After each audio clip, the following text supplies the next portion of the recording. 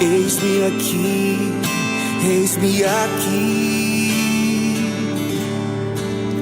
tua voz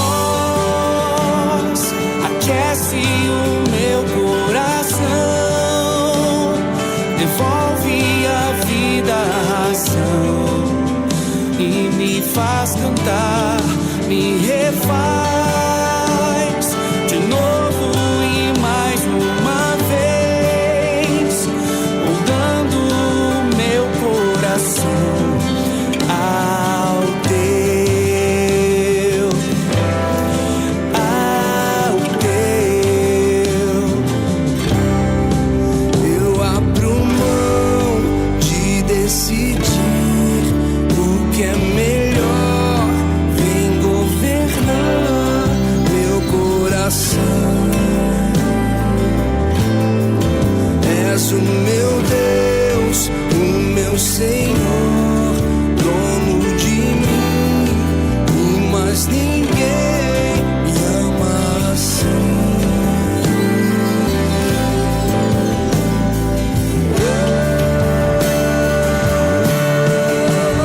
Tua voz aquece o meu coração, devolve a vida, a razão, e me faz cantar, me refaz de novo e mais uma vez, moldando.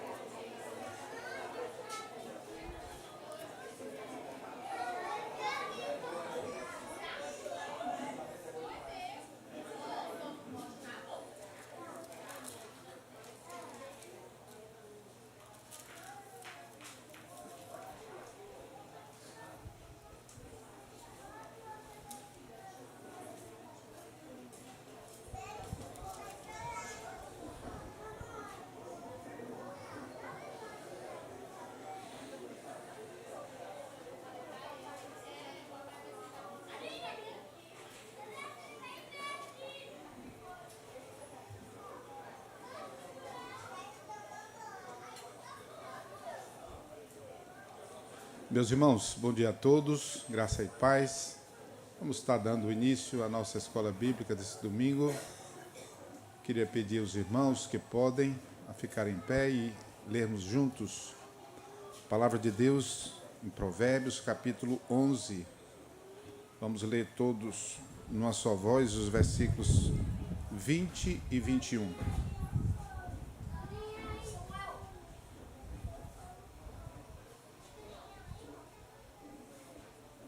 Provérbios 11, 20 e 21, vamos ler todos numa só voz. Diz assim a palavra de Deus: Abomináveis para o Senhor são os perversos de coração, mas os que andam em integridade são o seu prazer. O mal é evidente, não ficará sem castigo, mas a geração dos justos é livre. Amém.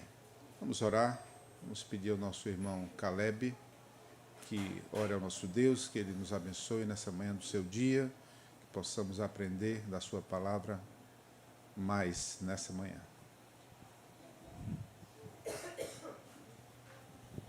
Santo e bondoso Deus, louvado e engrandecido seja o Teu nome, ó Pai, sobre toda a terra. Te agradecemos, ó Pai, porque temos o privilégio de atender à santa convocação e nos reunir, ó Pai, como parte do corpo de Cristo nesta manhã do Teu dia, para louvar e engrandecer o Teu santo nome. Ó Pai, tem piedade de nós, aquieta os nossos corações das lidas cotidianas e Volta, ó Pai, as nossas mentes apenas para Ti e para a Tua palavra. Possamos entender, Senhor Deus, o que a Tua palavra nos ensina a respeito de Ti, a respeito da salvação, a respeito do que Tu exige de nós, Senhor Deus.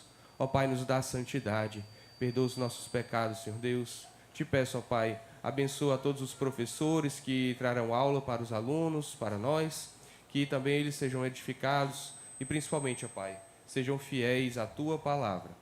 Que nós, como igreja, possamos ser fortalecidos, edificados, consolados, exortados, Senhor Deus, para que o Teu nome seja glorificado através das nossas vidas. Amém. É isso que pedimos em nome de Cristo Jesus, o único Salvador. Amém. Amém, amém. Os irmãos podem sentar e vamos... Deixa eu ver aqui. Chamar a Maria Laura, fez aniversário ontem, né? Nós normalmente chamamos algum adolescente, jovem, para poder estar aqui lendo. E nós estamos fazendo a leitura sequencial em Jeremias. O irmão pode acompanhar aí, Jeremias, capítulo 37. A Maria Laura vai ler aqui para a gente, dos versículos 1 ao 7.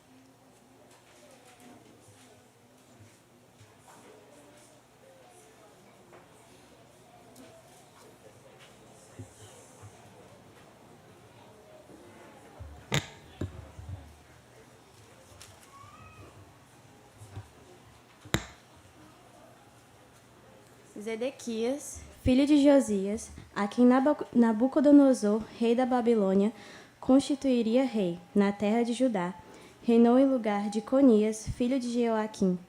Mas nem ele, nem os seus servos, nem o povo da terra deram ouvidos às palavras do Senhor, que falou por intermédio de Jeremias, o profeta. Contudo, mandou o rei Zedequias a Jucal, filho de Selemias, e ao sacerdote Sofonias, filho de Maazéias, ao profeta Jeremias, para lhe dizer: roga por nós ao Senhor nosso Deus. Jeremias andava livremente entre o povo, porque ainda o não haviam encarcerado.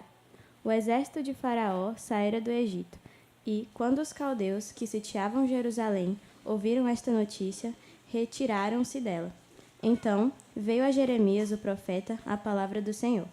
Assim diz o Senhor, Deus de Israel: assim direis ao rei de Judá, que vos enviou a mim, para me consultar.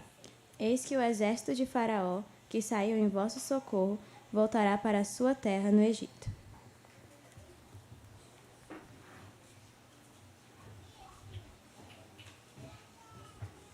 Obrigado, Maria Laura. Vamos louvar a Deus cantando um dos nossos hinos. E nesse momento, você que veio preparado com os dízimos e oferta, pode participar vindo até aqui à frente.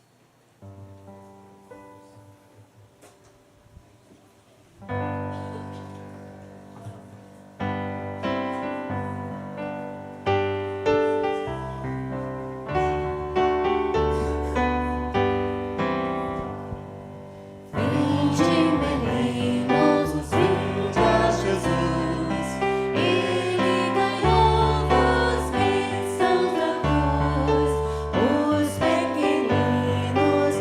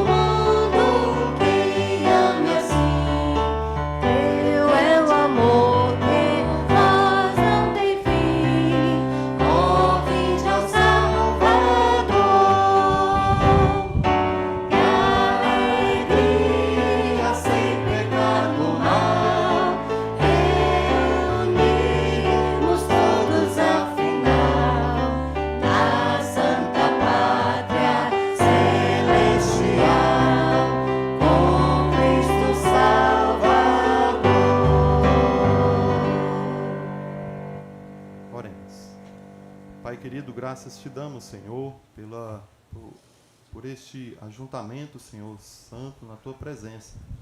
Te somos gratos, Pai, pela oportunidade, Senhor, que temos de devolver, Senhor, a Ti dízimos e ofertas. Te rogamos, Senhor, que esses recursos sejam administrados, Senhor, com fidelidade a Ti e para a expansão do Teu reino, Senhor. Cuida do conselho, na administração desses recursos, cuida do nosso tesoureiro e de todos aqueles, Senhor, que, porventura, Senhor, prestam serviço, prestam apoio à igreja, Senhor, que façam com zelo, Senhor, para a glória do Teu nome, Senhor. Cuida de nós, cuida daqueles que, porventura, Senhor, têm alguma dificuldade de emprego, Senhor, o sustenta em tudo. Nos sustenta, continua sendo o nosso provedor, o nosso galardoador. É a oração que fazemos, gratos por tudo, em nome santo e poderoso de Cristo Jesus. Amém.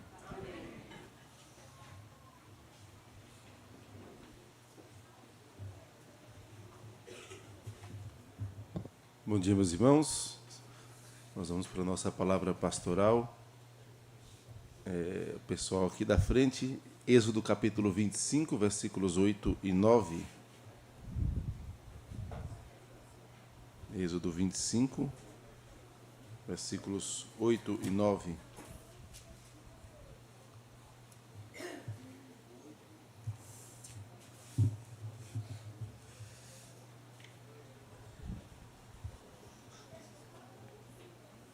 Todos juntos? O tabernáculo. E me farão um santuário para que eu possa habitar no meio deles, segundo tudo que eu te mostrar, para o modelo de todos os seus móveis, assim mesmo o fareis.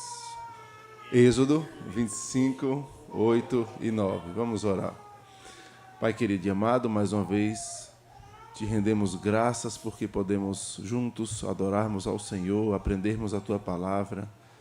E nesse momento em que meditaremos nela, pedimos que o Senhor nos ajude a compreender, que o Senhor aplique ao nosso coração a Tua palavra. Pedimos assim, no nome santo do nosso Senhor Jesus. Amém, Senhor. Irmãos, há diversos textos no Antigo Testamento, ou figuras, tipos, que apontam para a presença de Deus no meio do seu povo. Já mencionamos, por exemplo, que quando Moisés menciona a bênção araônica, ele fala: assim levareis o meu nome por onde vocês forem. Quando você se recorda de aspectos como o tabernáculo, ou mesmo antes do tabernáculo, quando temos textos mostrando de homens que andaram com Deus. Enoque andou com Deus e já não era porque Deus o tomou para si. Abraão levantando altares ao Senhor por onde andava. E eu lembro aos irmãos, por exemplo, que muitos falsos deuses, ou a maioria dos falsos deuses, estavam em cidades ou locais fixos. E esta perspectiva de um Deus que anda com o seu povo, que está presente com o seu povo, que vai por onde o seu povo vai, é estranha aos deuses antigos, aos falsos deuses. E aqui nós temos agora Deus estabelecendo um local móvel, que era o tabernáculo, que era desmontado, montado, desmontado, montado, mas que apontava para um Deus que está presente no meio do seu povo. Eu me recordo também mais um exemplo que também já mencionamos, quando há aquela lei que todo o povo de Israel, cada pessoa deveria ter um porrete para enterrar as suas necessidades. E aí você fala assim, essa lei estranha. E aí o texto vai dizer, é porque Deus passeia no meio do seu povo, Ele é santo, e Ele quer santidade, pureza, higiene, vários aspectos mostrando, Deus é um Deus que baixou até nós e que se relaciona com o seu povo. E isso por causa da queda. Esses aspectos foram ensinados porque a queda, a expulsão do Éden é essa quebra de relacionamento. o homem deixou de ter esse acesso da viração do dia, da presença gloriosa do Senhor. E aí Deus providencia um tabernáculo, uma tenda. Obviamente nós não vamos expor estes aspectos do tabernáculo, mas você pode na sua Bíblia observar que Deus dá detalhes e detalhes a respeito desta construção. Deus não fala assim: Moisés, olha, faz o que te der na cabeça, faça qualquer coisa, faz o que sair do teu coração. Não. Deus mostra cada detalhe a respeito de como o homem pode, mais uma vez, se aproximar dele. Isso ensina vários aspectos a respeito do culto. Deus não estava ali querendo a adoração do modo como o homem queria, mas mostrando o modo como ele quer ser adorado, como se reaproximar do Senhor. E aí há alguns aspectos.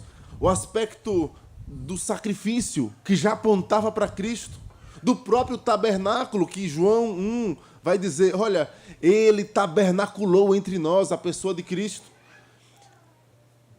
A intercessão que é por meio de Cristo. Todos os aspectos do tabernáculo apontam para essa mediação perfeita da pessoa de Cristo, aquele que é o nosso Deus e que habita em nosso meio.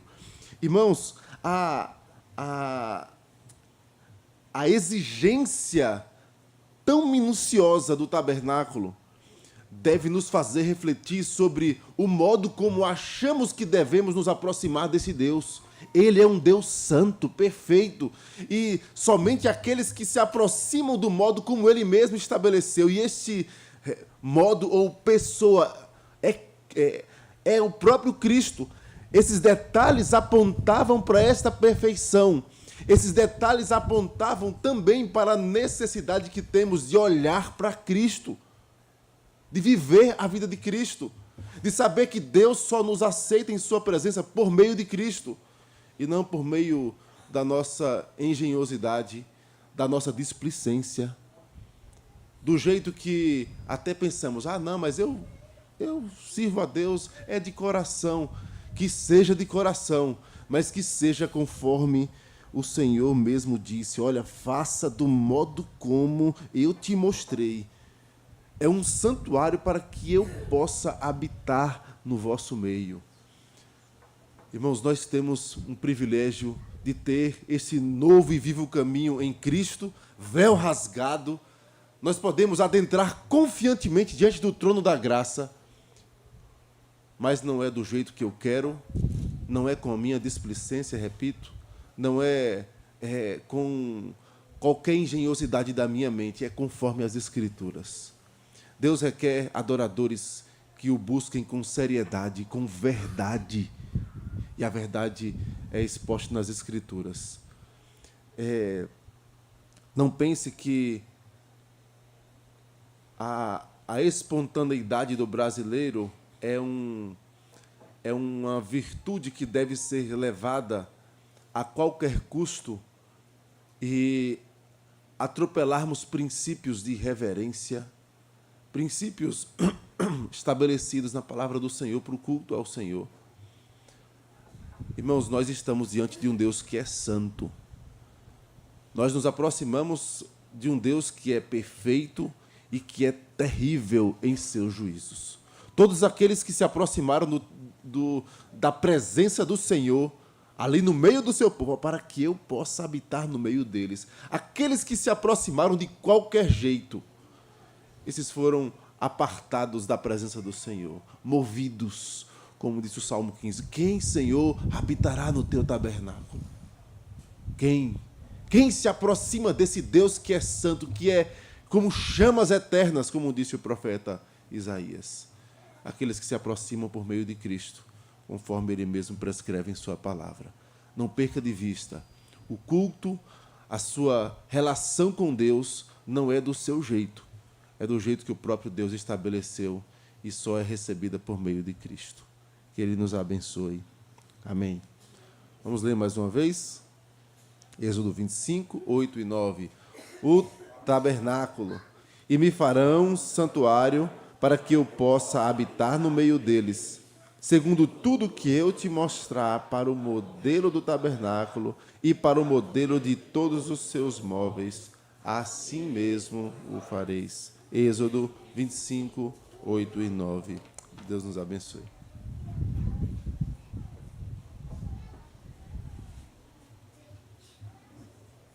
Amém.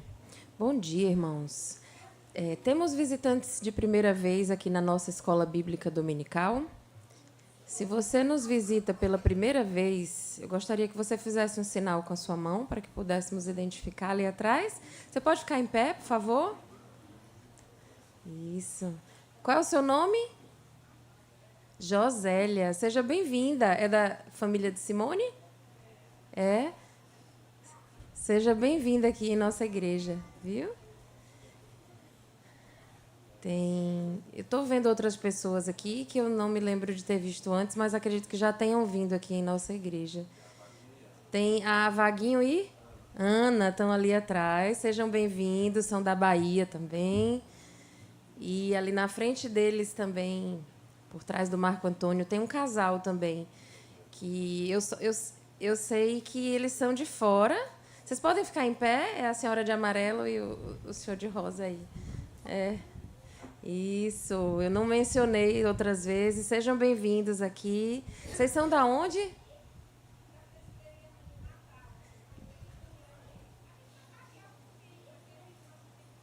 Isso. Eu soube disso também. Sejam bem-vindos. São da Presbiteriana de Natal. E aí, às vezes, passam um tempo aqui em Fortaleza e frequentam aqui o Cambeba. E aos demais irmãos que nos visitam, sejam bem-vindos. Aqui também pode ser o seu lugar, né? Onde nós nos reunimos para aprender mais de Cristo nessa manhã de domingo. Temos aniversariantes essa semana. Dia 18, aniversário do Danilo, que casou esses dias. Aniversário do pastor Timóteo, dia 20. Olha aí, 15 anos, pastor. Vai 40, olha aí.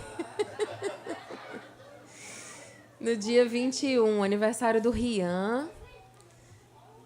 No dia 22, aniversário da Mariana Maia. No dia 23, do Marcelo Honorato. Irmão Marcelo, não vi por aí. Mariana está aí. O Rian chegou justamente para a oração. Alguém que nos visita ou que ainda não é membro, mas já tem frequentado aqui, faz aniversário essa semana, irmãos? Se você faz aniversário essa semana ou aniversário de casamento, pode vir aqui à frente para que possamos orar por você também, tá bom? Então, tá bom, vamos agradecer a Deus pela vida desses irmãos queridos. Senhor, nosso Deus e Pai, nós te somos gratos pelo dia de hoje, Senhor, pelo teu dia, por esse dia bonito, Senhor, que tu nos dás para estarmos junto com os nossos irmãos, adorando o teu nome, ouvindo da tua palavra, crescendo em comunhão, Senhor. Que privilégio, ó Deus, nós temos. Ó Deus, fala conosco nessa manhã, Deus, e nos ajuda a aprender a cada dia mais, a sermos melhores servos, Senhor. Ó Deus, muito obrigado pelo dom da vida e pela vida que tu tens dado a esses irmãos, ó Deus, que eu acabei de mencionar. Muito obrigado pela vida do pastor Timóteo, Senhor. Muito obrigado pela presença dele aqui em nosso meio. Muito obrigado porque na tua providência tu o trouxeste aqui para nós. E nós estamos tão alegres, ó Deus, por isso. E estamos alegres também porque tu tens dado a ele mais um ano. Ó Deus, abençoa o teu servo, Pai. Abençoa a sua saúde, Senhor. Abençoa o seu coração. Dá a ele, Senhor, força cada dia mais para viver os dias junto com a sua família, aqui na igreja, Senhor, conosco, e desenvolvendo as suas atividades diárias, ó Deus, também. Que ele sinta alegria, Senhor, cada dia mais em continuar na tua presença e aprender de ti, Senhor, para que possamos ouvir da tua palavra também através do teu servo, ó Deus. Muito obrigado, Senhor, pela vida do Rian. Muito obrigado porque tu deste o filhinho, Senhor, deles esse ano e pela bênção que eles têm vivido no lar deles, ó Deus. Abençoa o Rian no seu trabalho, nas suas atividades no seu lar. Guarda, Senhor, a sua fé, nós te pedimos a cada dia. E assim também faz com os demais aniversariantes, ó Deus. Nós sabemos que tu cuidas dos seus e nós somos gratos por isso. Em nome de Cristo Jesus, amém.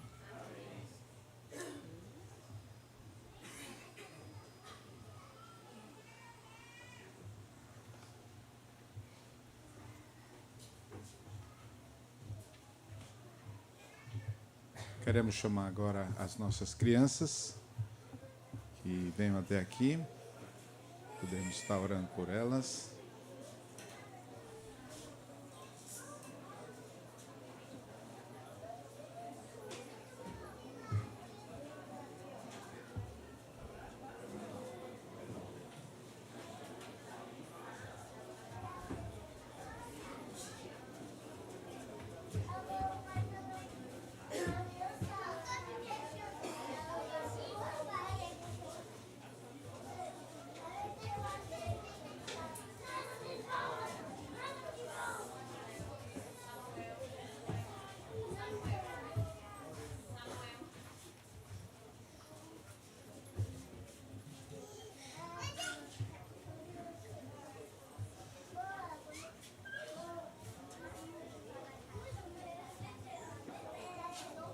Chamar o pastor Amadeu para vir até aqui e orar pelas nossas crianças.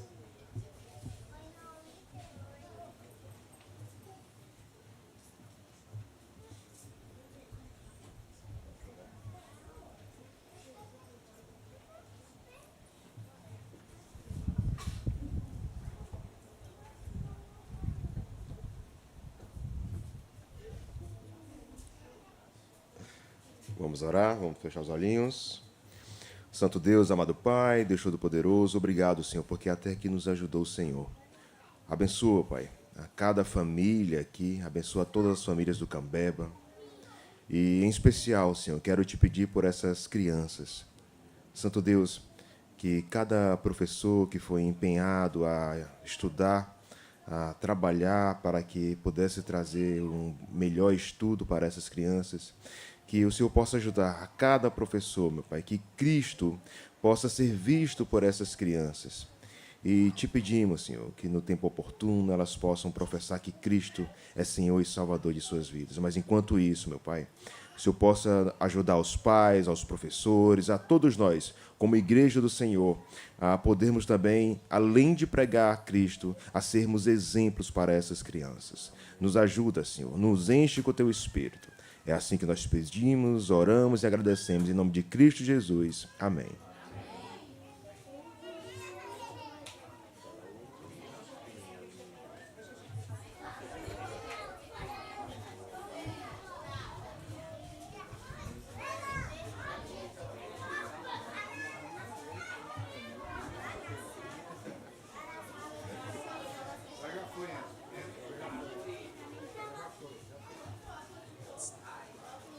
Irmãos, enquanto as crianças se dirigem para as classes, eu já começo lembrando os irmãos que em breve a gente está mudando desse lugar, né? Mas é muito em breve mesmo. As poltronas já foram praticamente todas instaladas. Esta semana, todas, né? Todas. Ok. Vou dar essa informação. Nós resolvemos não instalar 100% das poltronas. Algumas do fundo a gente guardou para, em um momento posterior, a igreja vai crescendo, a gente põe mais 2 ou 3 fileiras de poltronas, certo? Então, no total, nós estamos hoje na faixa de 310 poltronas instaladas, né? Então, na terça ou quarta-feira o som começa a ser instalado. Terça-feira o som já começa a ser instalado. E aí a gente vai começar o nosso processo de transição. E eu acho que já mencionei isso também, né? Um dia você vai falar assim, foi o último culto, e nem percebeu que era o último culto aqui. Então, fique atento, porque em breve a gente está entrando no novo templo. Nós cremos que na primeira semana ou segunda de setembro, no máximo, a gente já esteja cultuando ao Senhor lá.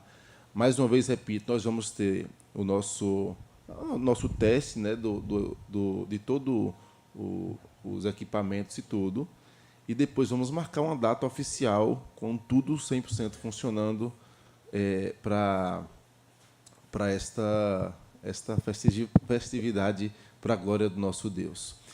E já caminhando e nos preparando para isso, o Conselho já deliberou que nós teremos uma assembleia extraordinária para a mudança do Estatuto. Então, no próximo domingo, após a escola dominical, às 11h30, nós teremos uma assembleia para a mudança do Estatuto.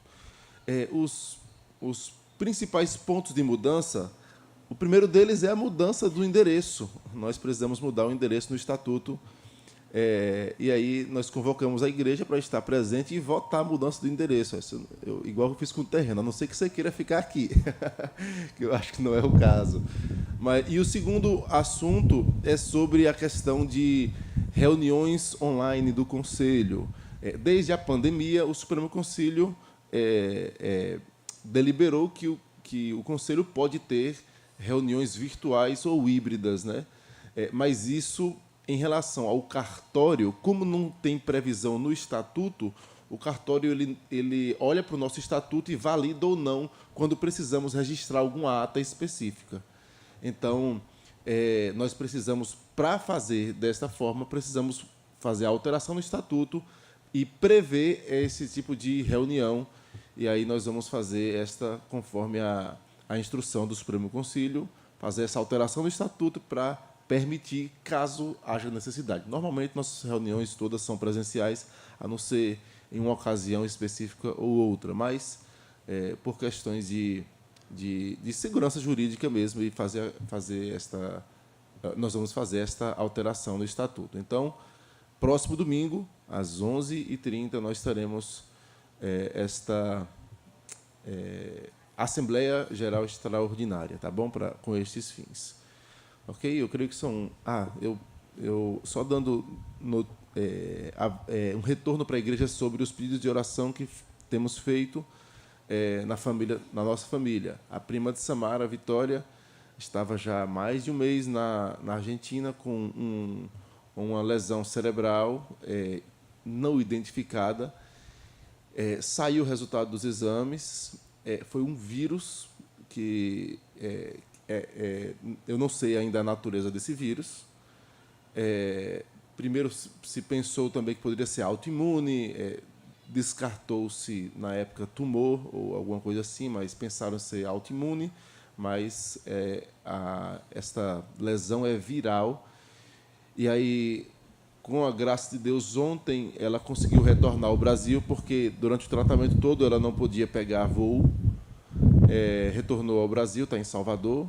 E a gente pede orações porque ela está com dificuldade de andar, tem 25 anos, e levantar um dos braços, ela não consegue levantar o braço inteiro. Então, a gente pede orações. A Vitória, ela é prima de Samara. E o outro que eu pedi oração, meu primo, que teve um problema gravíssimo em relação à sua apêndice, né? Teve apendicite, mas já foi no último grau, já praticamente desenganado. Deus sustentou sua vida. Ele teve uma recaída, mas, graças a Deus, já está fora de perigo, já está bem melhor. É o Heitorzinho. Mas a gente pede orações pela sua plena recuperação. Tá bom? Deus nos abençoe.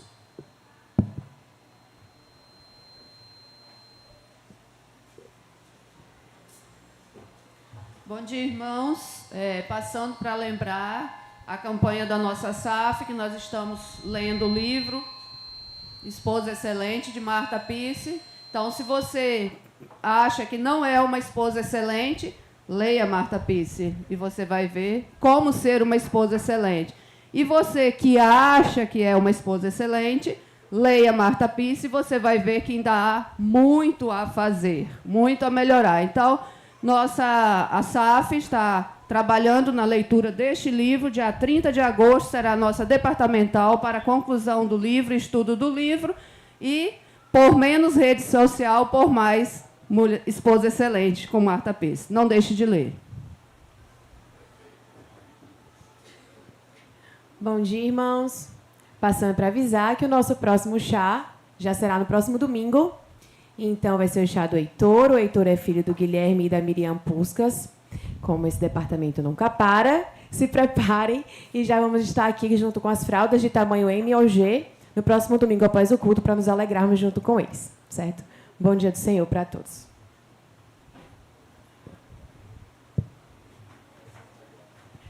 Meus irmãos, um aviso aos homens, o evento da UPH, né? Nosso segundo acampamento Machos do Futuro. Esse ano o nosso preletor vai ser o pastor Isaac Santana, com o tema O Homem Segundo as Escrituras. Então esse aviso é para todos os homens, desde o bebezinho de colo até o mais velho, estão convocados para o acampamento.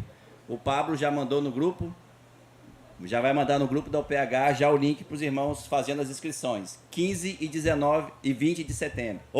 19 e 20 de setembro. É à vista, 40 anos, tá? Começa na sexta pela tarde, montando as barracas. Já vamos ter uma palavra na sexta. E sábado, durante todo o dia, a gente retorna no final. Temos um mês aí para nos alimentar. Não estamos preparados para esses 2 dias aí de perrengue.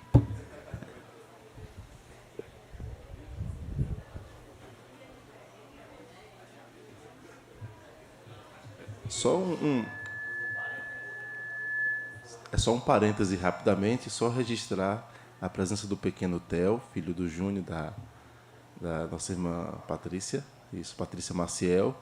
Primeira vez aqui, né? Deus seja louvado pela vida dele. Passaram umas lutas na área de saúde, né? Então, mas estão aí para a glória do nosso Deus. Deus os abençoe.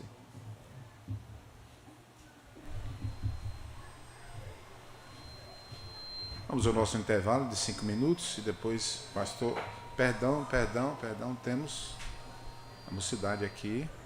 Tem outro aviso ainda? Só da UMP. Bom dia, irmãos. Só lembrando aos nossos jovens da nossa igreja que nós teremos a nossa Olimpíadas Intermocidades do PLCE. Quem tiver interesse de participar, né, teremos o primeiro dia de evento, que será no dia 23 de agosto, aqui no acampamento Unicortês, no Eusébio, tá? E o dia 2, no dia 13 de setembro, que será no nosso novo templo, na Igreja Presbiteriana do Cambeba. Então, aqueles jovens, nós rodamos no grupo dos jovens algumas semanas atrás, os interessados. Vamos soltar no grupo um link de inscrição oficial. Então, no dia 23, nós teremos futebol, teremos vôlei. Então, quem tiver interesse de participar, nós vamos soltar o link no grupo para você fazer a sua inscrição. Bom dia do Senhor a todos.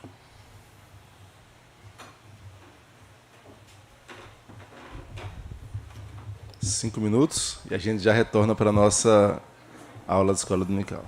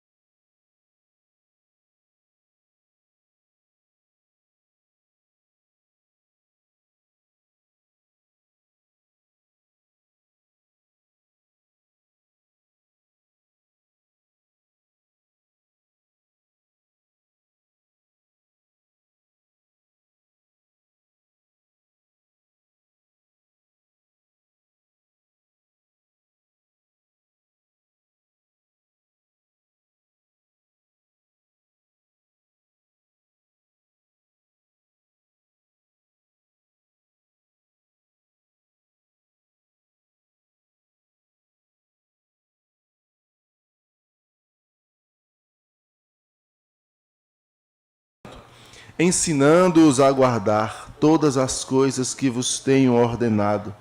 E eis que estou convosco todos os dias, até a consumação do século. Amém. Vamos orar ao Senhor. Pai querido e amado, nós estamos diante do Senhor e recordando, Pai, de feitos históricos da Tua boa mão na história do Teu povo, sustentando, despertando para a evangelização e dando coragem diante das lutas. Nós queremos suplicar ao Senhor que o Senhor nos dê a graça de sermos também encontrados fiéis.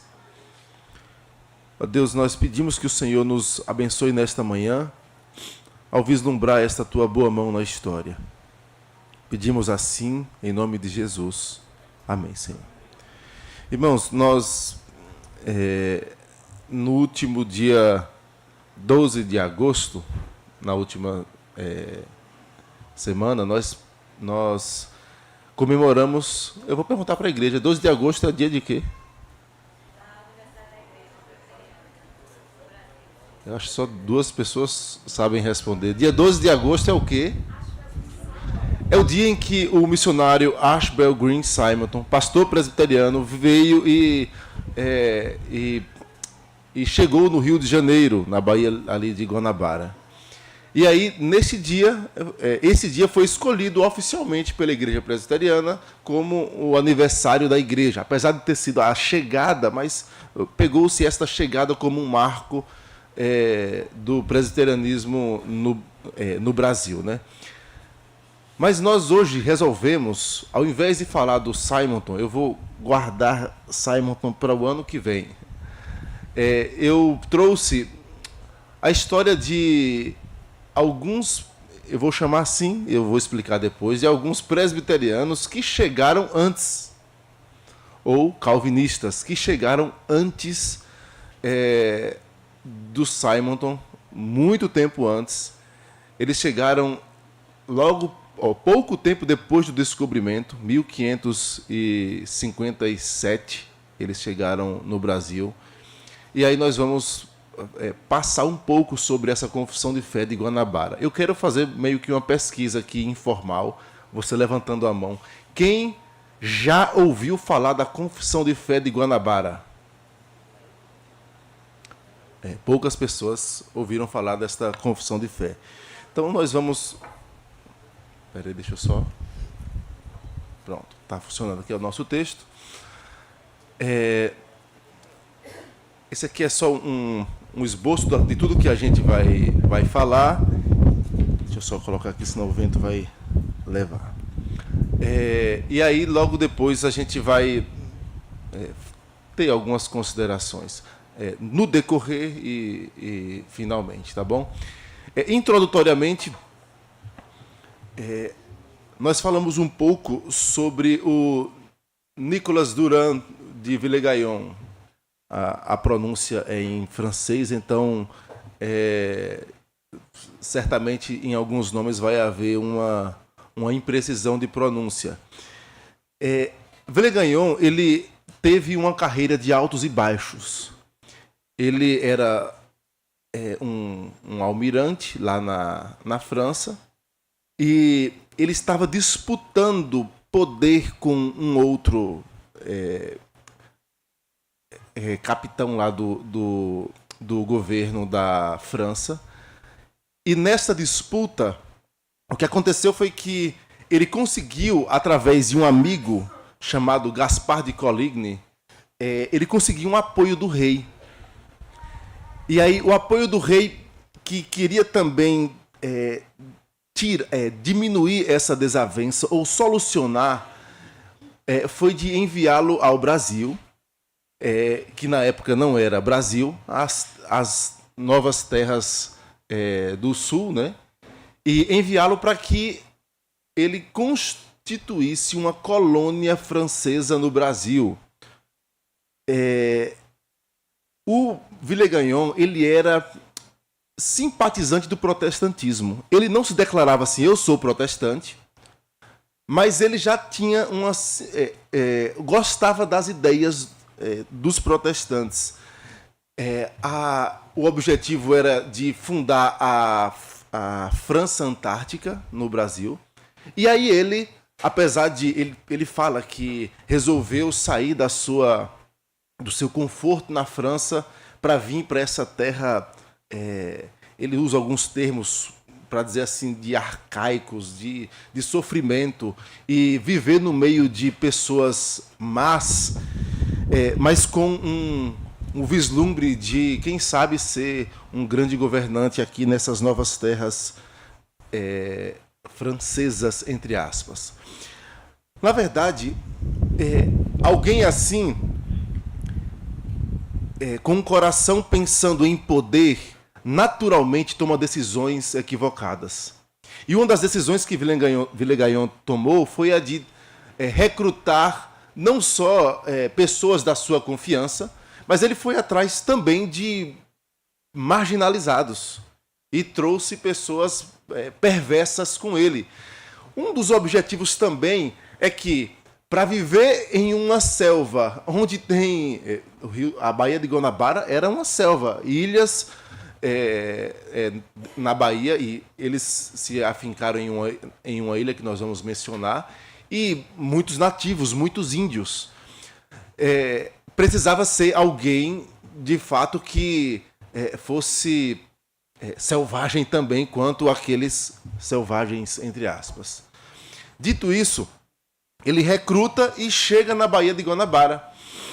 A chegada em Guanabara se deu em novembro de 1555.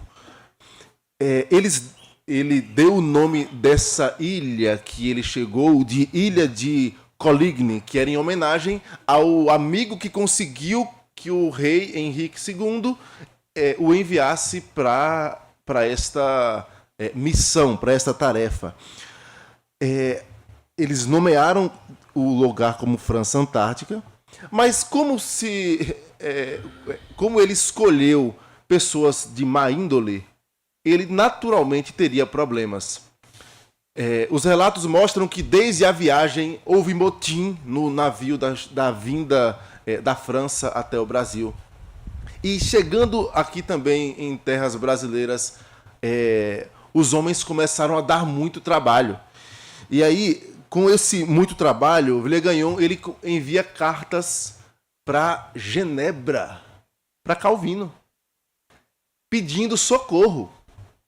Ele manda cartas para a França e também destinadas a Calvino, falando: olha, mande-me pastores. E aí, o que é que você acha que está por detrás desse pedido a Calvino? O que é que ele viu em Genebra para pedir socorro a Calvino? Nós estudamos na Reforma Protestante, vê se os alunos estão lembrados. Como é que era Genebra? Genebra era um horror. Genebra era uma terra de passagem. Genebra era terra também ligada a mercenários, homens de guerra. E Calvino, com a sabedoria vinda da parte de Deus, conseguiu ajustar bastante a convivência em Genebra. E aí ele pede pastores reformados para que fossem enviados para lá. E lá, esses pastores ajudariam em segurar o ímpeto desses homens selvagens que ele havia levado para lá. É interessante que quando o navio saiu em direção ao Brasil, ele fez algumas paradas ainda na França, e algumas pessoas ficaram sabendo: olha, esse navio está indo para fundar a França Antártica, e, aliás, para dar reforço para o Villegagnon no Brasil, que foi fundar a França Antártica, e esse navio está levando missionários, pastores, para que essa França Antártica, quem sabe, seja um país protestante, seja uma colônia protestante. Resultado, o que é que aconteceu? Um bocado de gente querendo ir também. Deus movendo corações para, olha, eu vou para essa França Antártica. Aí eu vou fazer um parênteses bem pequenininho e provocativo. Nós estamos plantando uma igreja ali. Vá também. Ajude a plantar esse trabalho. E aí, para você ter noção do ímpeto do coração em ajudar no crescimento do evangelho, é que faltou espaço no navio. Eles tiveram que selecionar. Não, olha, você vai, você não vai. Nós precisamos de pessoas estratégicas. E assim eles foram. Deus despertando vocações, né? E o próprio Calvino assinou a recomendação de pastores que estavam neste navio. Eu cito dois deles, principais, são os dois mais citados, que é o Pierre Richetieu e o Guillaume Chartier. Vários leigos também, sem formação teológica, estavam no navio. E um amigo do Coligny, lembre do Coligny, que era amigo do Villegagnon, estava responsável por este navio, pela vinda dele ao Brasil, trazendo esta comitiva para ajudar na França Antártica, que era ali na Baía de Guanabara. Em 10 de março de 1557, os jovens vão se recordar, porque neste ano, não lembro se foi no próprio dia 10, mas nós fizemos um trabalho pedindo aos jovens para fazerem uma declaração de fé baseada no texto de 1 Pedro, lembrando deste episódio. Mas 10 de março de 1557, eles chegaram ali na ilha de Villegagnon. Para você ter noção de localização, a ilha de Villegagnon é onde hoje está o aeroporto de Santos Dumont. O aeroporto é um aterro, né? Era só uma ilha, e se você pousar ali no Rio de Janeiro, você vai olhar para o lado e você vai ver uma base da Marinha do lado externo ao mar. Essa é a ilha em que eles chegaram, que leva o nome do Villegagnon, né? E quando eles chegaram, o comandante repetiu que o objetivo era evangelizar os indígenas e criar uma igreja reformada entre os franceses, que já estavam ali. E aí aconteceu, 10 de março de 1557, o primeiro culto protestante. Isso aí é uma representação ali no Rio de Janeiro, na primeira igreja presbiteriana do Rio, da ceia, né? O primeiro culto, o reverendo Richetieu fez uma oração. Eles cantaram o hino. Abre o seu hinário para você conferir qual foi o hino. Hino 122.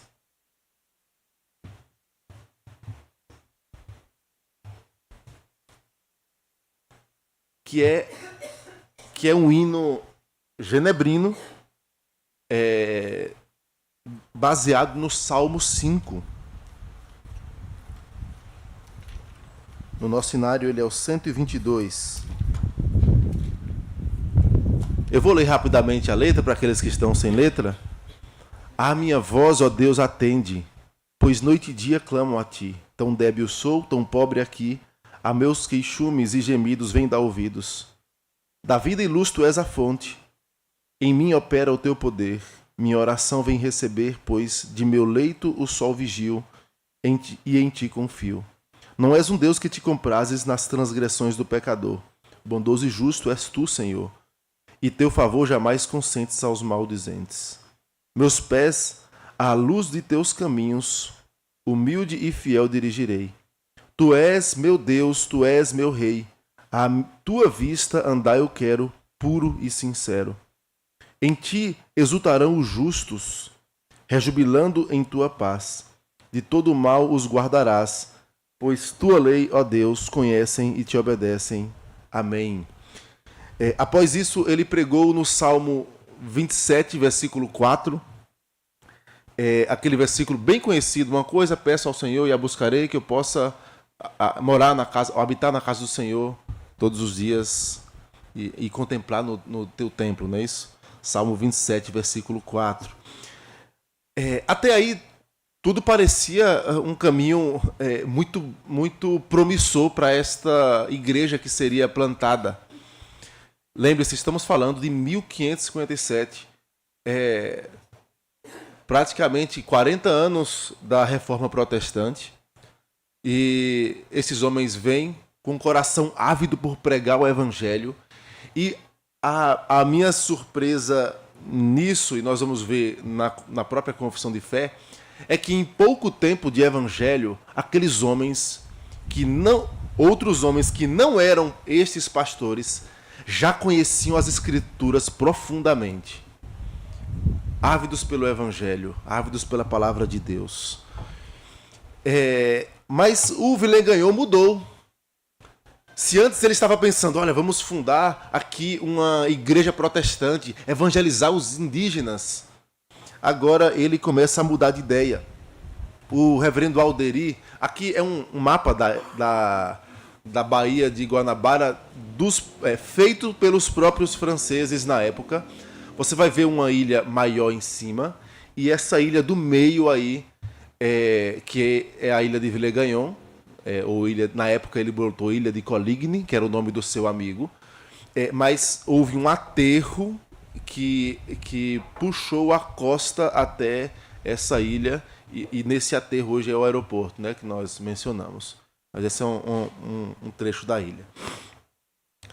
O reverendo Alderi Matos, que é historiador da igreja, ele fala que Villegagnon havia sido um católico fervoroso, mas na época da expedição ao Brasil estava nutrindo, ou apenas alegava, nutrir simpatia pelos protestantes.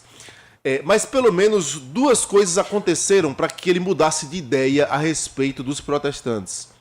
A primeira que menciono foi uma família que mandou uma carta para ele, repreendendo ele pela aproximação com os protestantes.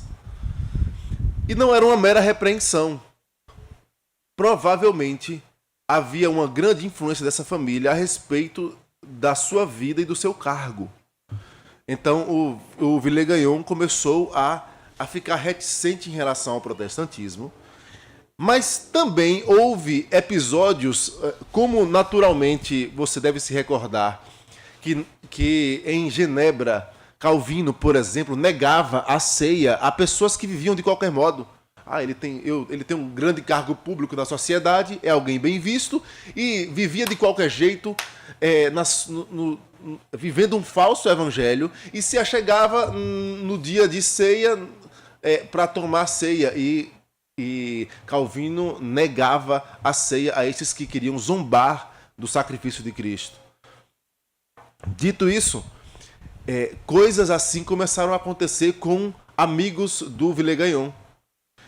E esses amigos se reportavam a ele, dizendo, olha, nós somos constrangidos dessa e daquela forma. Então essas questões começaram a surgir, e eles foram repreendidos, esses amigos, falaram para o Villegagnon, e aí, juntando com essa carta e essas situações, o Villegagnon começou a mudar de ideia sobre o protestantismo. E em alguns pontos, ele começou a bater de frente direto com os pastores e com os protestantes que vieram naquela comitiva. A história mostra que que o Villegagnon falava no meio do culto. O pregador estava falando de alguma coisa, ou ministrando a ceia, falando algum aspecto da ceia, e ele levantava e contradizia com a sua autoridade real. Lembre-se que ele no Brasil era o representante do rei, então ele tinha de fato autoridade sobre vida e morte daqueles que estavam ali na França Antártica. Mas alguns pontos eu vou mencionar para os irmãos terem noção do que ele levantava. Primeiro, contra a presença espiritual de Cristo na ceia. Olha, essa ideia de Cristo, de Cristo não estar presente, de não ser transubstanciação, que é a visão católica, isso aí é estranha. Ele questionou a simplicidade do rito da ceia. Enquanto o rito católico era cheio de pompas, em latim, tudo feito desta maneira, cheio de paramentos, eram aqueles homens simples, vestidos de maneira simples, explicando o rito, aplicando a palavra explicada e ministrando a ceia, eles questionaram. Eles diziam da necessidade, guarde isso, de colocar água no vinho. Ah, não, tem que diluir esse vinho. E diziam isso como se fosse algo profundo e teológico, o que não era. E aí, em dos momentos em que eles refutam, eles falam, olha, não há prescrição para você colocar água nesse vinho. Não tem prescrição para isso. Se fosse tão essencial teologicamente, o apóstolo Paulo iria omitir esta ordenança? Não, não iria omitir. Mas vocês vão começar a estranhar agora. Parece um pouco o neopentecostalismo. O pão da ceia, ele abençoa o corpo e a alma. Como se houvesse algo no pão que fosse poderoso para abençoar o físico na hora que o participante tomava do pão. Mas também, pasmem, o Villegagnon queria colocar sal na água do batismo, óleo e saliva. Sal, óleo e saliva, mistura água para batizar. E aí, da mesma forma, eles não compactuavam, os ministros não compactuavam com estas coisas. Diante dessa mudança de opinião de Villegagnon, o resultado de servos fiéis que não se dobram diante destes equívocos é perseguição. A perseguição, irmãos, ela é interessante na história porque ela nem sempre é constante e intensa, mas ela nem sempre é intensa, mas volta e meia essa intensidade vai visitar de novo os crentes. Você vai ver na história momentos em que a igreja vive vida mansa e tranquila, mas momentos em que o povo de Deus passa por perseguições terríveis. A reação dos reformados ali foi que eles passaram a celebrar a ceia escondido. Fazer os ritos escondido. Porque eles foram expulsos da ilha para o continente. Eles começaram a visitar os indígenas, evangelizar os indígenas, ter um bom relacionamento com os indígenas. Isso em 1557, ainda no mesmo ano, eles foram expulsos. E aí eles ficaram 2 meses à espera de um navio que voltaria para buscá-los. Não foram 2 meses fáceis, foram 2 meses de perseguição a eles. Eles encontraram um barco que retornaria para a França. Esse barco não tinha nenhuma relação com Villegagnon, nem com amigos de Villegagnon. Villegagnon tentou, na verdade, fazer de tudo para sabotar a volta deles, para que eles perecessem de necessidade ou pelos indígenas ou com os indígenas. E ele confiscou os bens dos reformados que estavam lá. E qual era a justificativa? Primeiro que ele era o representante do imperador, mas ele dizia, tudo que vocês têm no tempo que vocês passaram aqui foi com o dinheiro que eu paguei vocês. Porque quando eles chegaram da França, eles receberam muitas promessas. Olha, as esposas de vocês vão ter uma vida tranquila. Villegagnon, tragam os missionários para cá, nós vamos ajudar vocês financeiramente. Vocês vão ter recursos, vocês não vão passar necessidade aqui. E aí, inicialmente, ele vou usar o termo, pagou o salário deles, mas quando ele expulsou da ilha, falou assim, agora fica tudo aqui. Porque tudo que vocês têm recurso que veio da minha pessoa. Em 4 de janeiro de 1558, já no ano seguinte, Villegagnon ele manda por esse navio cartas para os franceses, para o governo e para os seus amigos, falando que eles deveriam perseguir os reformados, mandando prender e queimar esses da seita dos luteranos, como ele se referia. Havia 45 pessoas a bordo do navio que retornaria à França. Só que o navio, eu não estou passando, o navio, ele era bem arcaico. Essa aí é uma figura representativa de um navio francês da época, uma figura antiga. Se você puder ver, você vai ver no continente ali uns índios com flecha. E esse navio não comportava essas pessoas. E o comandante do navio disse o seguinte: olha, vocês saibam que o navio não vai chegar tranquilamente na França. Vai ser a duras penas a viagem. Começou a entrar água no navio.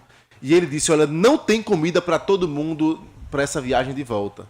E aí algumas pessoas começaram a se voluntariar para ficar no continente, para que o navio seguisse viagem. E aí destes, 5 homens se voluntariaram para voltar ao continente, para o navio seguir a viagem. Os pastores voltaram para a França, e dos que se prontificaram foi Pierre de Bourdon, Jean do Bourdel, Mathieu Vernil, André Lafon e Jacques Le Baleu. São os nomes em francês. Mas esses 5 homens voltaram e chegaram na ilha. Villegagnon os recebeu cordialmente. Eles contaram a história, disseram: olha, o navio estava sobrecarregado, estava lotado, não iria chegar a viagem. O comandante falou isso. Por 12 dias eles ficaram em paz com o Villegagnon.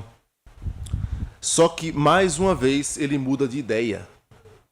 Depois de 12 dias, ele conclui que esses calvinistas eram traidores, espiões. Ou ele, convenientemente, destaca que eles seriam traidores e espiões. E aí ele decide executá-los por heresia. Como o Villegagnon era representante do rei da França, então ele tinha autoridade para perguntar sobre a fé daqueles que estavam sendo condenados.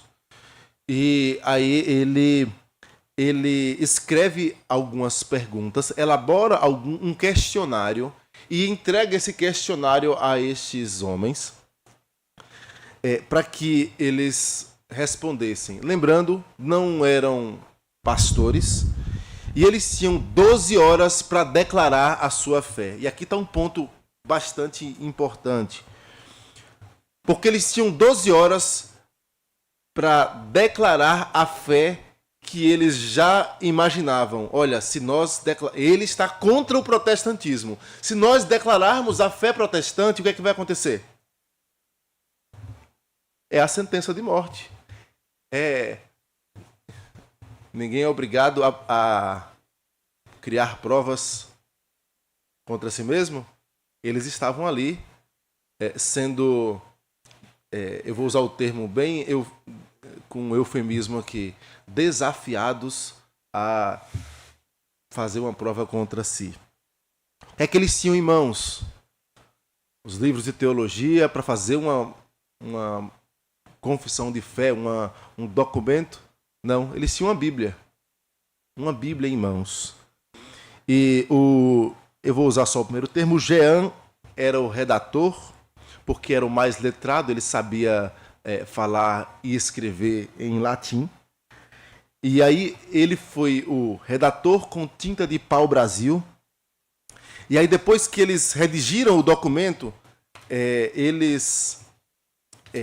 cada um foi sendo perguntado sobre o que eles tinham em relação à convicção do que estava escrito no documento que eles elaboraram. E aí cada um assinou de próprio punho. O vice-almirante do Villegagnon, ele declarou herético vários artigos. Ele recebeu esse texto, declarou herético, e principalmente aqueles ligados à ceia, ao sacramento da ceia. E aí eles decidiram pela pena de morte daqueles homens.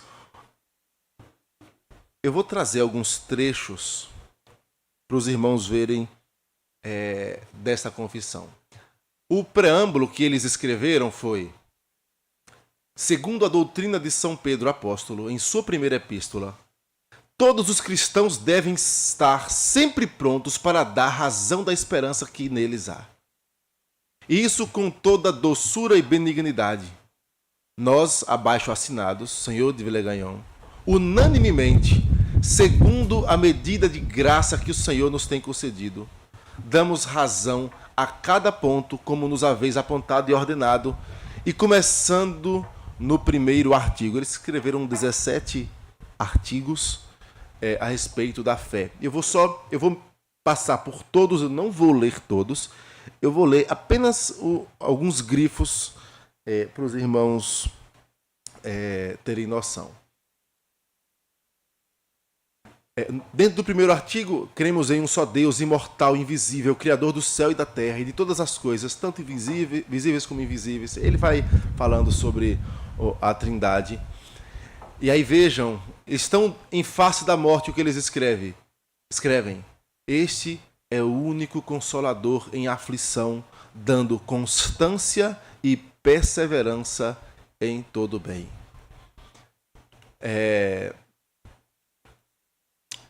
Cremos que o nosso Senhor Jesus Cristo virá julgar os vivos e os mortos em forma visível e humana, como subiu ao céu, executando tal juízo na forma em que nos predisse no capítulo 25 de Mateus, tendo todo o poder de julgar, a ele dado pelo Pai, sendo homem. Cremos no Santíssimo Sacramento da ceia, com as figuras corporais do pão e do vinho. As almas dos fiéis são realmente e de fato alimentadas com a própria substância do nosso Senhor Jesus, como os nossos corpos são alimentados de alimentos. E assim não entendemos dizer que o pão e o vinho sejam transformados ou transubstanciados no seu corpo, porque o pão continua em sua natureza e substância, semelhantemente ao vinho, e não há mudança ou alteração.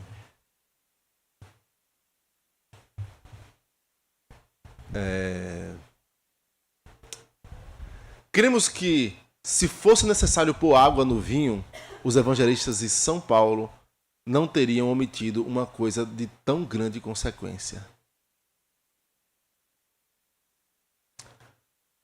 Quanto aos exorcismos, abjurações de Satanás, crisma, saliva e sal, nós os registramos como tradição dos homens, contentando-nos só com a forma e instituição deixada por nosso Senhor Jesus.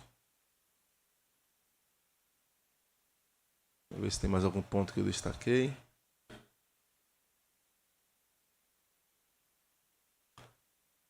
Acho que ele vai cortar o fundo aí. Não é lícito votar a Deus, senão o que ele aprova. Ora, é assim que os votos monásticos só tendem à corrupção do verdadeiro. Aqui é uma denúncia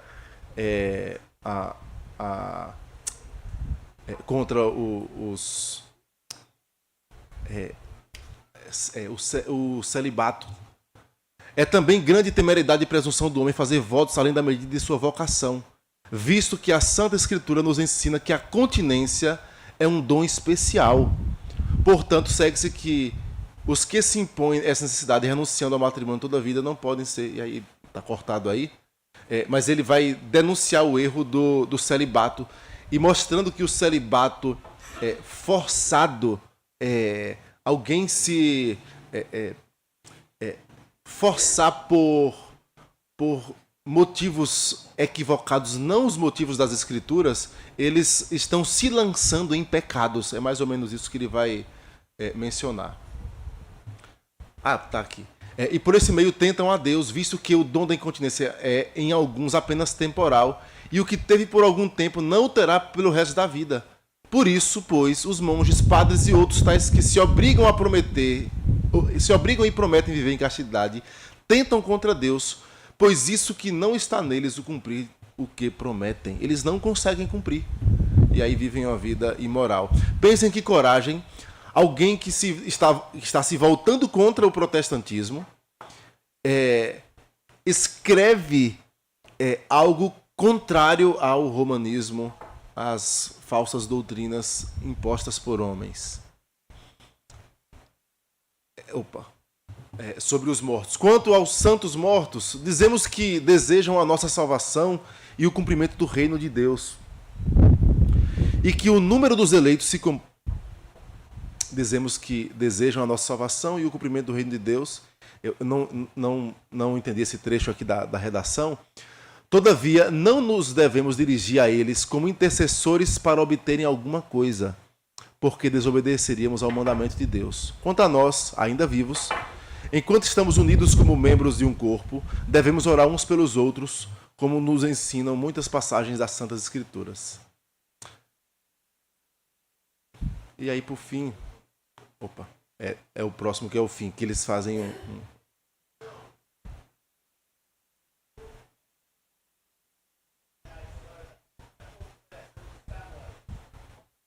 Não entendi.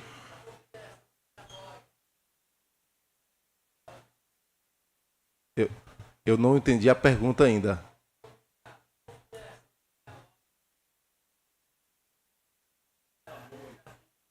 Como? A confederação...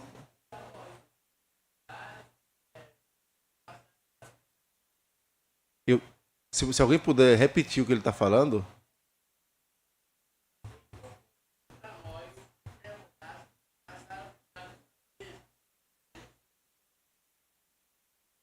Os índios tamoios, isso.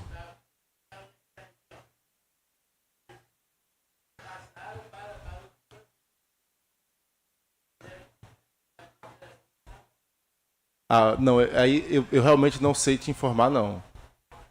Da Confederação dos Católicos dos Índios Tamoios. Eu sei que mais à frente, um deles que saiu do barco, o Jacques, eu não vou lembrar o sobrenome dele, depois, no momento eu menciono o nome completo, ele fugiu e ele não foi pego por Villegagnon. E aí ele apareceu depois, um ano depois, com os índios tamoios. Só que aí depois ele foi preso pelos franceses. Mas eu não sei dizer como os católicos reagiram junto com esses índios, não.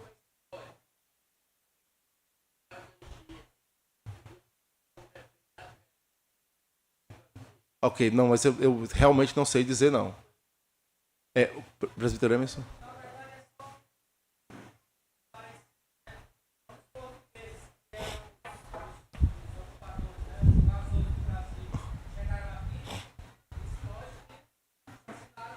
Sim, sim. Natural, isso.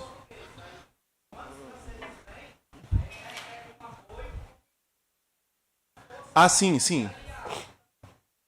Tinha uma certa amizade.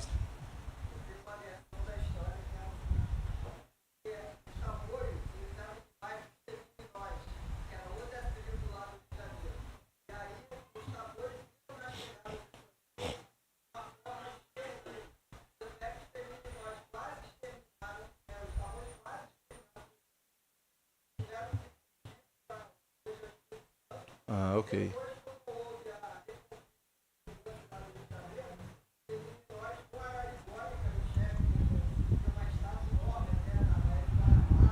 Uau.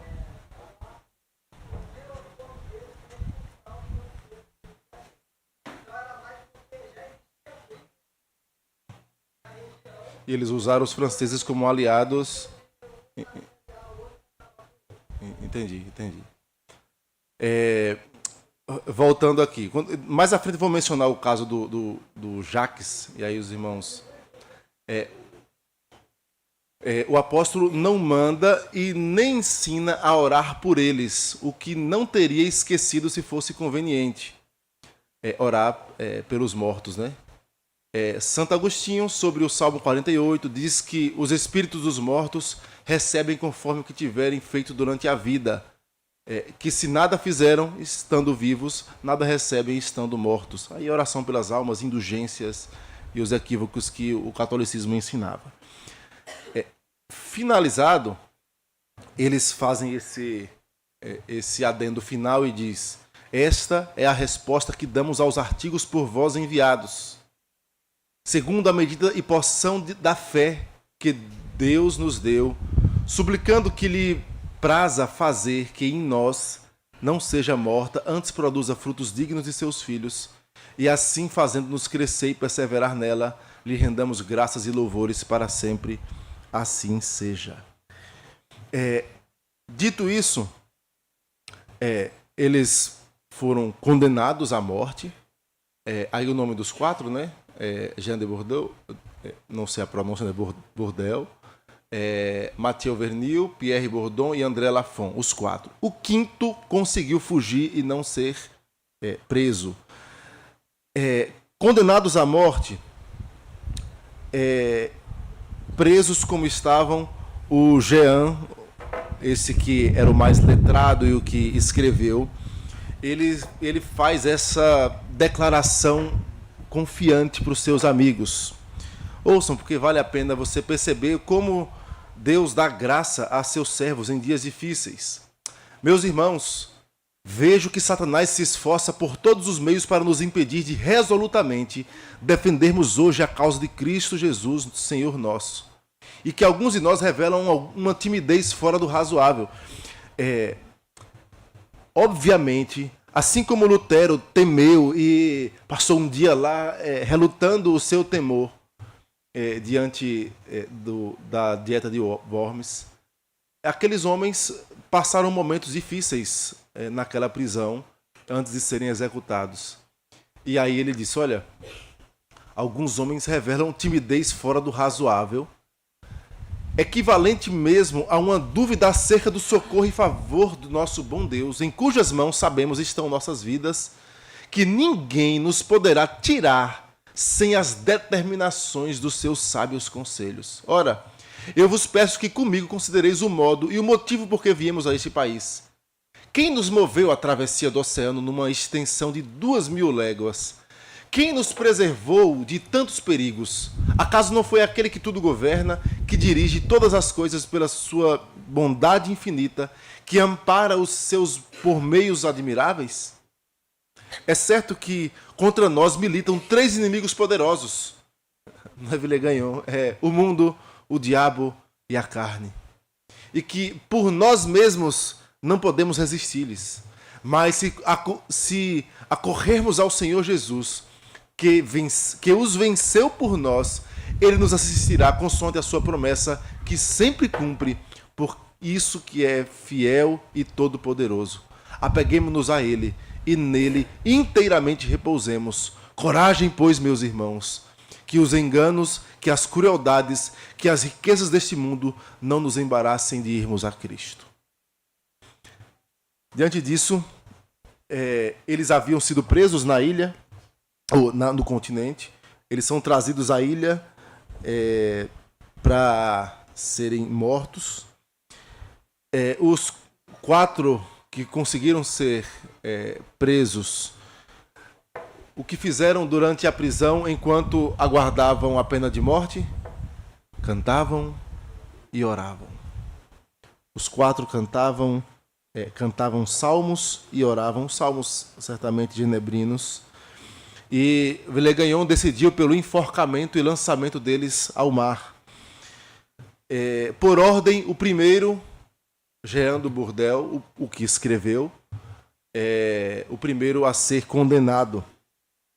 Ele foi chamado e aí inquirido pelas questões. Todos eles foram tiveram a oportunidade de negar o protestantismo e voltar ao catolicismo. E em uma das questões que o Villegagnon fala sobre, ou que o Villegagnon confronta, o Jean fala sobre Agostinho, e em uma das respostas o Villegagnon dá uma bordoada nele, quebra o seu nariz e os historiadores falam que o sangue espina, e ele é conduzido à rocha para ser enforcado e lançado no mar.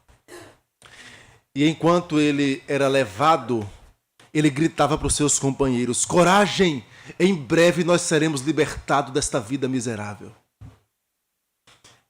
E ele foi a caminho da penha cantando salmos e orando ao Senhor.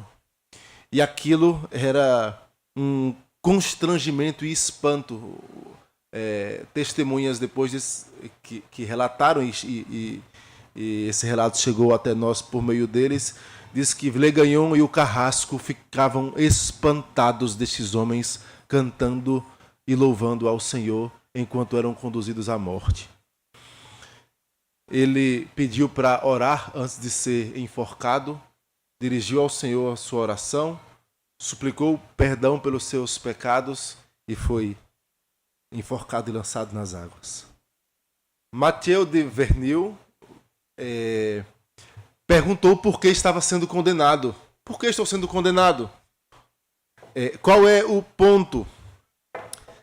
E ele lembrou a Villegagnon: há 8 meses você professava a mesma fé que você está me condenando.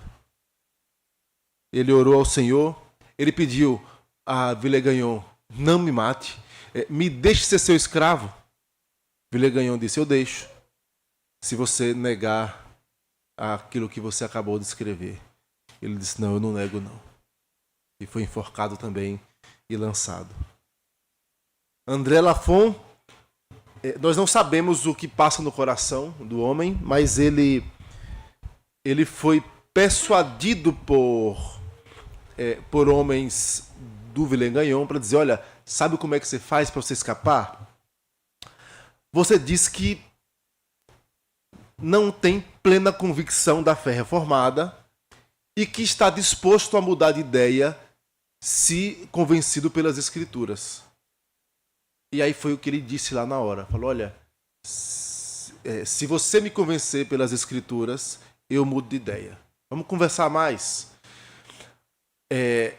Não imagino que foi por bondade do Villegagnon, porque ele era o único alfaiate da ilha. E aí o Villegagnon transformou-lo no seu alfaiate dele e dos seus liderados. Pierre Bourdon, ele estava doente, e aí foi conduzido até o lugar da execução, e eu não anotei no texto aqui, mas eu anotei a posteriori a sua frase final. A sua oração final foi: Senhor Deus. Só um detalhe: ele não havia sido trazido junto com os outros 3. Lembre que eram 5. Um fugiu, 3 foram trazidos para ser condenado, e esse estava muito enfermo. E aí ele estava aguardando o momento para trazer ele até a ilha de Villegagnon para que ele fosse morto. E aí foram lá, falaram: olha, a gente conseguiu tratamento médico para você, vamos lá para a ilha. E aí ele foi levado para a ilha como alguém que seria tratado, mas ele, no caminho, ele já começou a perceber que não era tratamento, era a pena de morte. E aí ele orou finalmente assim: Senhor Deus, sou também como aqueles meus companheiros que, com honra e glória, pelejaram o bom combate pelo teu santo nome. E por isso, peço-te que me concedas a graça de não sucumbir aos assaltos de Satanás, do mundo e da carne. Lembre da palavra do Jean para eles. E perdoa, Senhor, todos os pecados por mim cometidos contra a tua majestade. E isto eu te rogo em nome do teu Filho muito amado, Jesus Cristo. Ele foi morto. O Jacques Le Baleu, ou Le Baleu, não sei a pronúncia, foi o que conseguiu fugir antes deles serem presos.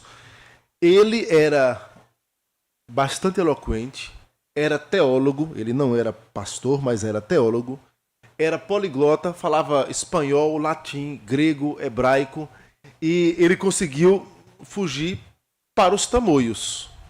Essa parte aí é o que nós mencionamos um pouco antes. E após um tempo, em 1559, ele apareceu lá em São Vicente, litoral de São Paulo, perto de Santos. Apareceu numa canoa com os tamoios e começou a fazer o quê? Pregar.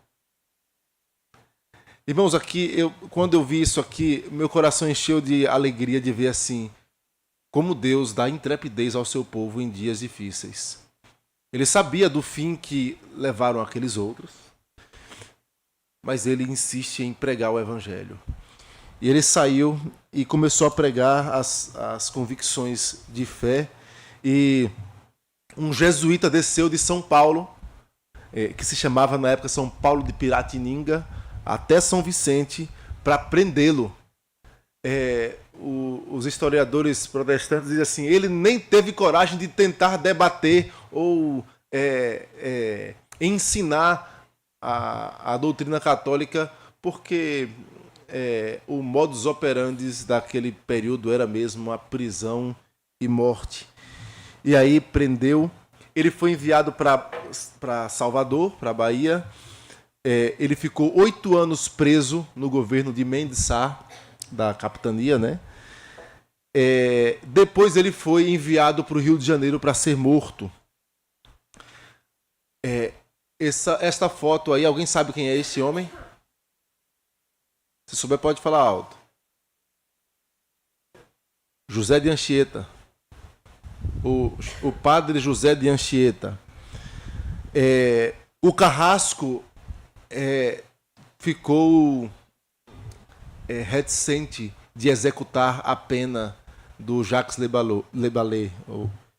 E ele demorou, e aí o José de Anchieta foi lá e executou a pena e enforcou esse servo de Deus. Após a morte, Villegagnon, agora voltando, que eu dei um pulo na história 2 anos à frente, um ano à frente, 1559, eu volto para 1558, quando esses 4 foram condenados, né? O André não foi morto. O Villegagnon comemorou a morte deles como estamos livres. E aí, o que é que ele fez? Ele ficou tão feliz que ele deu dádivas para os seus homens. Comida, iguarias e coisas que vinham da França. Deu presentes para eles, alertando a eles também sobre a seita dos luteranos mais uma vez. Irmãos, esta é uma das confissões de fé mais antigas, um dos símbolos de fé mais antigos reformados. Para vocês terem noção, os irmãos certamente já ouviram falar do Catecismo de Heidelberg, da Confissão Belga, Confissão Helvética, Cânones de Dort e da nossa Confissão de Fé de Westminster. Todos eles posteriores a esta confissão de fé, feita por 5 homens, aliás, 5 homens que... 4 homens que não eram teólogos, não eram pastores, né? Mas que resolveram aprender mais das Escrituras e, diante da morte, resolveram dar publicamente a sua sentença de morte, que é a fé no nosso Senhor Jesus Cristo. Alguns aspectos de toda essa história que eu gostaria de mencionar para os irmãos. O primeiro deles, a disposição da igreja em enviar missionários. Os presbiterianos hoje são tidos como avessos às missões. Nós somos tidos por outros evangélicos como os que menos evangelizam, talvez. Mas esta não é a nossa história. A nossa história sempre foi de evangelização, de crentes que ou se dispõem para evangelizar, para ir a outras nações falar do nome de Cristo, ou que bancam quem vai. Mas talvez nós estejamos preocupados demais com a nossa família, com o nosso bem-estar, com a qualidade de vida, com detalhes pequenos, materiais, do que com a pregação do Evangelho. Então, uma palavra à igreja é: ame missões, ore por missionários, invista. É fácil, irmãos, você pegar o seu filho e dizer assim: meu filho, você vai ser, olha, estude para você passar no vestibular, fazer uma boa faculdade, fazer um bom concurso. Mas você poderia também falar para o seu filho tranquilamente: meu filho, você já pensou se os dons que Deus te deu não se encaixam perfeitamente na vocação missionária? Nós não temos, às vezes, coragem de falar isso. Eu já ouvi alguém falar: Deus me livre do filho ser missionário. Crente. Mas essa não é a nossa história. Outro aspecto, irmãos, percebam a disposição que havia no coração daqueles homens quando souberam olha, está passando aqui um navio cheio de homens que vão plantar uma igreja. A alegria no coração quando nós temos isso. Eu me recordo que mais ou menos em 95, 94 anos, a alegria da igreja ao enviar um dos nossos missionários da IPB para o campo missionário. E aí a gente chama de culto de envio. E como aquilo marcou o coração do presbitério. Foi uma reunião de presbitério. O presbitério em peso estava ali aquela família indo. E como a igreja estava com expectativa de ver o evangelho sendo pregado além das nossas fronteiras. Meus irmãos, as notícias de missões deveriam encher o nosso coração de alegria, mas nós sequer damos importância em muitas vezes, infelizmente. Outra questão, irmãos, o conhecimento teológico daqueles homens que não eram pastores. E nós temos homens que mal sabem abrir uma Bíblia. Se você falar assim: abra aí em Abacuque, abra aí em Sofonias, não sabe abrir. Isso é vergonha, irmãos, para nós crentes. Enquanto a nossa história é de homens cabeças do lar, cheios da palavra de Deus, ardor missionário no coração e certamente uma vida aos pés do Senhor, de tal modo que o Senhor se manifestava visivelmente na vida daqueles homens. Deus foi gracioso com eles, sim. Suplique ao Senhor a mesma graça. Não era por méritos dele, sabemos disso. Mas suplique ao Senhor: Senhor, aumente a minha fé. A coragem que esses homens tiveram, nós não temos no nosso trabalho muitas vezes, de contrariar o patrão, de contrariar o que for. Ah, não, mas é meu emprego, é a minha família. E nós negociamos a verdade facilmente. A intrepidez dada pelo Senhor àqueles homens deve ser alvo da nossa oração. Senhor, não é assim: eu quero ser igual àqueles homens simplesmente porque eram aqueles homens. Não, Senhor, eu quero a intrepidez que vem do Senhor. Suplique a misericórdia do Senhor. E certamente no dia mais angustiante da sua vida, a vida do Senhor em você vai ecoar. E como está fazendo até hoje, 4 homens que morreram professando a sua fé com intrepidez, ecoando no coração dos crentes. Que Deus tenha misericórdia de nós e nos abençoe e nos dê o que Cristo diz ali. Toda autoridade me foi dada. Ide, portanto, fazer discípulos de todas as nações, batizando-os em nome do Pai, do Filho e do Espírito Santo, ensinando-vos a guardar todas as coisas que vos tenho ordenado. E eis que estou convosco, olha o tabernáculo aí, todos os dias, até a consumação dos séculos. Amém. Bem posterior, quase 100 anos depois.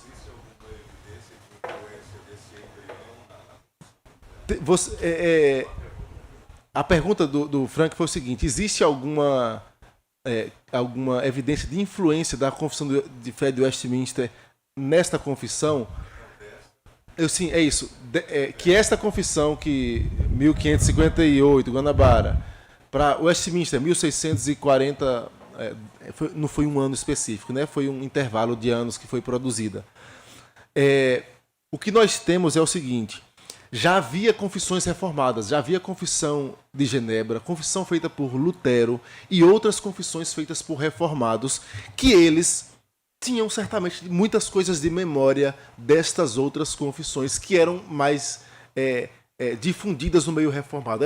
A de Genebra, por exemplo, ela era aprendida pelos pastores vou usar o termo, seminaristas que iam a Genebra serem formados pastores e levados para os seus países. E esses homens vieram da França, certamente beberam em Genebra. Da própria confissão de Guanabara, alguma coisa exclusiva deles, eu certamente não sei dizer, não sei se há um estudo específico eu sei que tem estudo comparativo de outras confissões. O Joel Bick, por exemplo, tem um livro que traz isso, a harmonia das confissões, mas ele não traz a de Guanabara, por exemplo.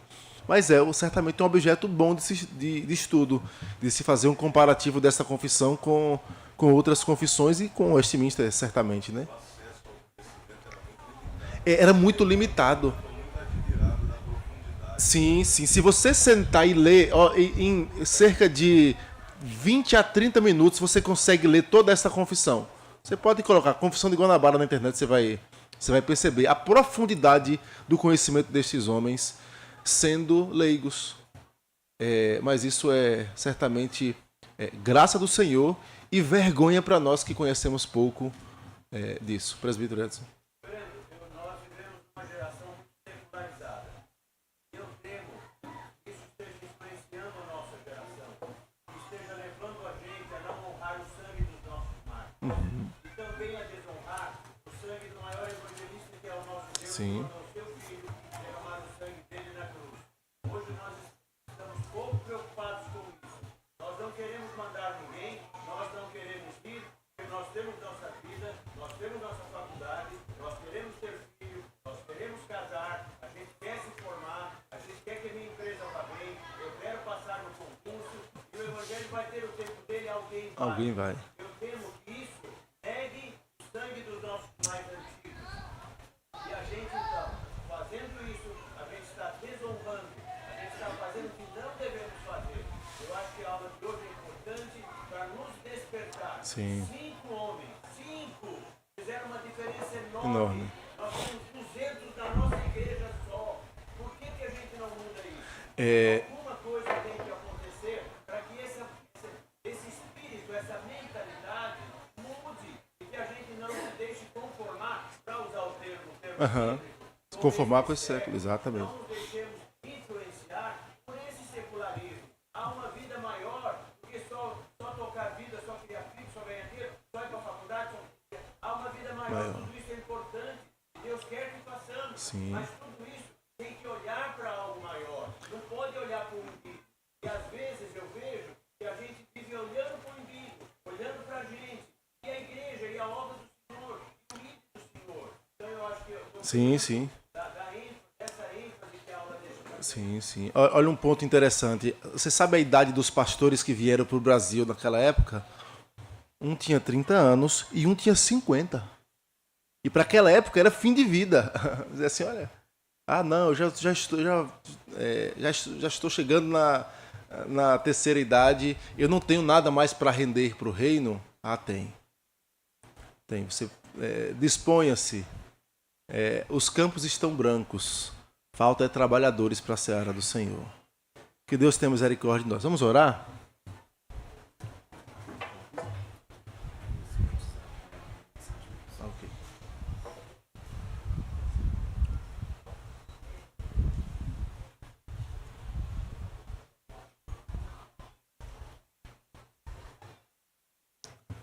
Irmãos, nós vamos orar agora. Os irmãos lembram do casal Lazier e Mariana, recém-chegados, já foram inclusive ouvidos pelo conselho, já foi feito o pedido da transferência dele. Eles são de Guanambi, é um casal de médicos, chegaram recentemente na igreja. A Mariana tem 15 dias que está tratando uma pneumonia e evoluiu para um trombo no pulmão.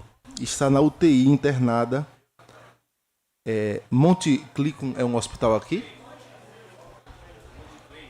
Monte Clicum, ok. Está internada na UTI aqui do hospital. E vamos orar ao Senhor pela vida dela, para que Deus a abençoe. Tá bom? Pai querido e amado, nós colocamos diante do Senhor a nossa vida, porque somos tão frágeis, tão pequenos, tão egoístas. Ó Deus, e nós pedimos ao Senhor que o Senhor aumente a nossa fé, que o Senhor nos dê diligência, ó Deus, em amar as Tuas coisas. Ó Pai, sabemos da licitude de viver essa vida, de desfrutar das coisas que o Senhor criou. Mas nós queremos pedir que nós olhemos para estas coisas, ó Pai, sempre apontando para o Senhor, para a Tua glória. Que o nosso coração não se apegue a esta vida, ó Deus, mas que sejamos encontrados fiéis, diligentes no Teu reino. Ó Deus, pedimos a Tua bênção, Pai, sobre os Teus servos que estão nos campos hoje, alguns deles passando riscos. Ó Deus, nós pedimos a Tua bênção, Pai, Tua intrepidez sobre a vida deles. Ó Deus, e pedimos que o Senhor nos dê um coração que ame, ó Deus, o trabalho que eles realizam, que sustente, ó Deus, livra-nos do egoísmo, da mesquinhez. Nós queremos, Pai, sermos mantenedores destes Teus servos que vão lá e doam sua vida. Tem misericórdia, ó Deus. Pedimos que o Senhor também, nesse instante, abençoe a vida da Mariana. O Senhor conhece, Pai, o seu coração, o Senhor conhece a sua vida, e nós pedimos a Tua misericórdia, Pai, sobre ela. Pedimos que o Senhor haja com graça no seu organismo, que esse trombo se desfaça, ó Deus. Seja pela Tua boa mão direta, de modo miraculoso, seja por meio dos medicamentos, que é a Tua boa mão também. Pedimos que o Senhor faça isso por misericórdia, Deus. Ó Deus, tranquilize o coração dela, do Lazier. Ó Deus, para que o mais breve possível, Pai, ela volte à sua rotina, esteja em nosso meio. Ó Deus, para a alegria da Tua igreja, para a glória do Teu nome, Senhor. Pedimos assim, em nome de Jesus. Amém, Senhor.